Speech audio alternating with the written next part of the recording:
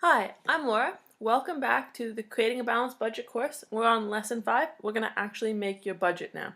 So stick with me and you'll have a budget by the end of this lesson.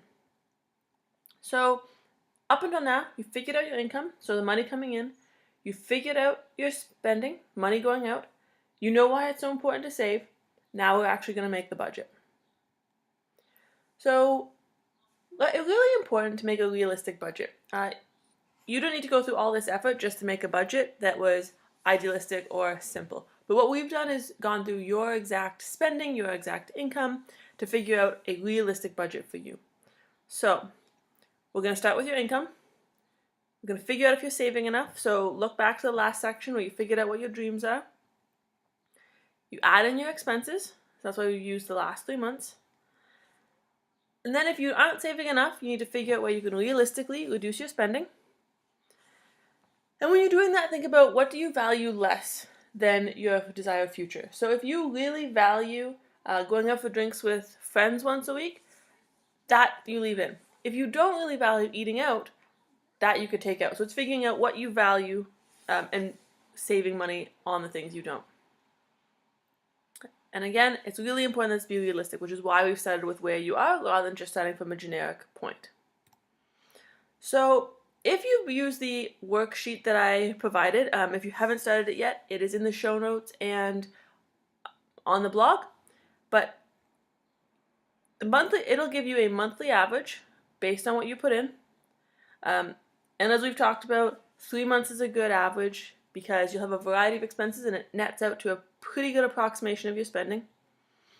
And the ratios you'll find are a starting point. You should increase your saving and decrease expenses. So if you used the Excel sheet, you'll get something like this. It'll be pre-populated with your information, and it'll tell you how much in each of the categories on an average month. So your income and your spending. So this is where you start. You've got your saving, and you have the ratio of your spending. Now, we're going to take that starting point, and that's how you're going to do your exact budget. So you always need to start from where you are. So it's not like if you're saving 15% like this person, saving 30% isn't going to happen automatically. Start where you are. Your income is typically set for most people. First, you'll put in how much you were going to save. So start with your 15% in this example, and move over as you save more.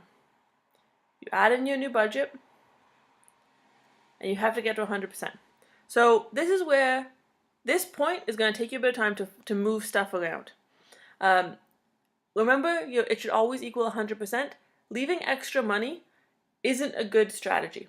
Leaving extra money will let you spend more. If you have extra money, we put that towards saving, so it's not there just sitting and asking for you to spend it, because it's always tempting when you have money in your account. That's why we want it to equal 100%.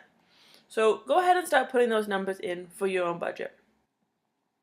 If your ratios aren't what you wanted, you need to find more ways to save. So more ways to increase that overall savings number to be more than 15 to 20%. You're going to work through all your expenses and identify places where you can reduce or eliminate the expense category.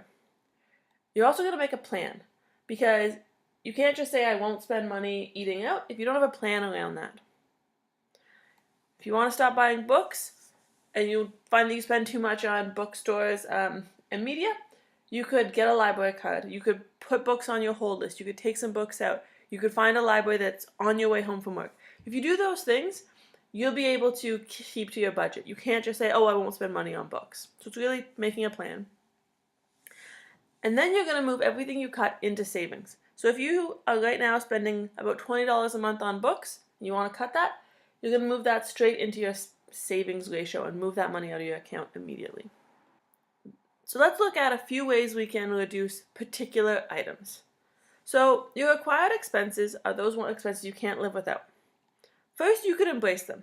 If you spend a reasonable amount on rent, not too much on groceries, maybe those are ones where you don't want to touch them. They're pretty good. You'll leave those as they are. But you might find things you want to reduce. If you are buying groceries at the convenience store each night, or a lot of your food comes from eating out versus groceries to make food, or you're you drive your car and you bought quite an expensive car. These are areas that you should try to cut. Now, some of them might take longer. You might have a car lease or a rental agreement that's a year. Those things might take you a little bit more time, but if you plan now, you might be able to reduce them in the future. The next one is discretionary spending. So these are things that you really love, and they are usually easier to reduce because they're not typically fixed the way expenses are. So first, you could embrace it and leave that spending as it is. You need some treats and it's important to have some fun. So if it's something you love, leave it. It's not where we're going to focus. The next thing you could do is reduce it. So how could you get the same thing and pay less for it, or only do it half as often? Could you cut your latte habit to only on Fridays? Or could you buy fewer clothes, not no clothes? So it's finding ways that you can spend less, but maybe it's not realistic for you to spend none. Eliminate is when you cut the whole thing out. So if something is just a habit and it doesn't really bring you all that much happiness, this is a big contender for cutting the whole expense out. If you find that you don't actually feel better when you go out for drinks with friends, you feel tired, it's over your budget, you have a lot of guilt, maybe there's an area where you can just cut that out. Going out for drinks isn't fun for you and you cut that item out of your budget. This is very unique and you'll have to figure out what works for you. But these are ways that you can reduce your spending. And if you want more ideas on how to reduce spending, head over to my blog. I've got lots of articles on ways to save spending in all different areas. So one more thing, you'll notice that there's a buffer in the budget worksheet. Now we have that 10% buffer to set aside money for things that are needs and wants that you wouldn't necessarily have every month. You wouldn't necessarily have a car repair expense every month or buying a new phone. Those are things that you need to save up a little bit of money for, and that's why we put 10% away. They prevent you from dipping into credit or your savings for items that you know probably are going to happen. Now your first priority with that 10% buffer is to get your emergency fund to $2,000. Eventually, you're going to want that to be more of a 3 to 6 months of your living expenses, but start with $2,000.